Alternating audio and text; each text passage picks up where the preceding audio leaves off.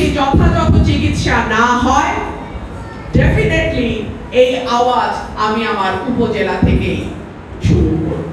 Brahmanbaria ta-ta যুদ্ধের জন্য বিখ্যাত। ইলেকশনের আগে যেমন বলেছি, এখনো কিন্তু আমি সংসদে খুব শক্তভাবে জোরালো ভাষায় আপনারা দেখেছেন আমি দাবি তুলেছি যে গ্রামের স্কুল, কলেজ, হাসপাতাল আমাদেরকে আধুনিক করতে হবে। আমাদের হাসপাতালগুলোতে ডাক্তার নিশ্চিত করতে হবে, ওষুধ নিশ্চিত করতে হবে, পরীক্ষার যন্ত্রপাতি নিশ্চিত করতে হবে এবং সেই লক্ষ্যে আমি আহ্বান করেছি সংসদে যে আপনারা যারা সংসদ সদস্য হবেন আপনারা নিজের এলাকায় চিকিৎসা নেবেন। আপনাদের দোয়ায় নির্বাচনের 5 মাস আমার এখনো তেমন কোনো বড় সমস্যা হয় নাই, কিন্তু যদি হয় আমি আমার উপজেলায় চিকিৎসা নেব এবং যদি যথাযথ চিকিৎসা না হয়, ডেফিনেটলি এই আওয়াজ আমি আমার উপজেলা থেকেই শুরু করব।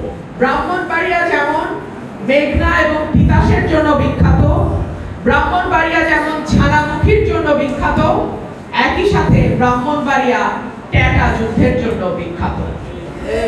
আমি আপনাদের কাছে অনুরোধ করব, গত কয়েকদিন আগে আপনারা জানেন আমার একটা ইউনিয়নে 3 দিন ধরে মারামারি হয়েছে। এটা কোনো ভালো খবর না, এটা কোনো ভালো কথা নয়। আমি ঢাকায় সংসদ চলছিল, আমি আসতে পারি নাই। আমি যখন ঢাকা থেকে ওসি সাহেবকে ফোন করেছি, উনি আমাকে ভিডিও যেগুলো পাঠিয়েছে সেগুলো আমাদের এলাকার সুনামকে বাড়ায় না। আমি আপনাদের কাছে অনুরোধ করব, আপনার সন্তানকে মাদক থেকে যেমন দূরে রাখবেন, আপনার সন্তান যেন ট্যাটা নিয়ে তুচ্ছ কারণে মারধর করতে না বাইর হয়ে যায়, এইটা দেখার দায়িত্ব কিন্তু আপনাদের পরিবারের। দুই গোষ্ঠীর মারামারি যখন হয়, দুই গ্রামের মারামারি যখন হয়, মনে রাখবেন আপনার সন্তান আহত হয়, আপনার পরিবারের সদস্য মারা যায়, কিন্তু কেউ না কেউ তো লাভবান হয়।